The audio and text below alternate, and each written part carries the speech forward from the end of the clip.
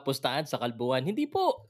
Tuloy po yung kalbuhan 'pag, natalo po itong si Marlon Tapales ni Naoya Inoue. Kahit anong pagkatalo, papakalbo ko, zero ha. At, yung mga kumasa sa'kin diyan baka bigla kayong umurong 'no. Pag-usapan nga natin 'to at bakit ba kumpiyansa si Pau Salud na hindi siya makakalbo sa darating po December 26, okay? Pag-usapan natin 'yan at meron akong sasabihin sa inyo na 'wag kayong makiki-celebrate, 'pag nanalo si ano, yung mga haters diyan, Pag-usapan nga natin 'to. Powcast Sports. If you're new here, don't forget to subscribe and hit the notification bell.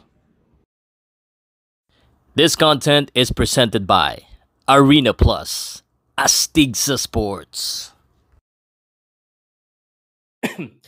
Tuloy na tuloy po 'no at, may mga nagme-message sa'kin, "Sir, umurong ka na, makakalbo ka lang." So, it doesn't matter kung makalbo ko or hindi 'no. Ang mahalaga sumuporta tayo sa Pilipino na kailangan po ang suporta natin. Speaking of support, gusto ko lang din po paalala kasi, may deadline po ako dun sa aking, promo. So, if you still wanna join sa aking pag-giveaway po, ito po, scan niyo po 'yan, message niyo po ako now na kasi December 22 nung record ko ito, ngayon dapat yung deadline. Pero just in case po, send nyo lang po itong video na ito or sabihin nyo napanood mo yung video ng kalbuhan at baka umabot ka pa. Baka 200 pa ibigay ko sa inyo, ha? Sa mga, makatapalis lamang po yan, ha? At kung hindi ka makatapalis, huwag ka na magbe-message sa akin. Anyway, pag-usapan natin ito, ha? Nasa Japan na po si Marlon Tapales at talaga namang mainit na ang usapan doon sa Japan ng laban na ito. Siyempre, undisputed ito at nagbago na nga yung odds Nas lalong naging dihado po yung ating bata. Medyo kinabahan ako ng konti, but alam ko naman yung pinapasok ko Coming into this fight, no? Marami nagsasabi, may mapa-boksingero, mapa-fan, sir, malakas talaga yung Naoya Inoue. Paulit-ulit na natin sinasabi yan. Pero paulit-ulit ko po sinasabi rin na ako po ay may tiwala po kay Marlon Tapales na kaya pong manalo ni Marlon Tapales dito, lalong-lalo na by knockout. Yan po yung sa aking opinion. Kahit na po anong sabihin ng mga tao, kasi ako'y naniniwala na lamang na nga itong si Inoue sa karamihan ng bagay, dapat palamangin din natin sa suporta po, lalo na po ng mga katulad po ninyo, no?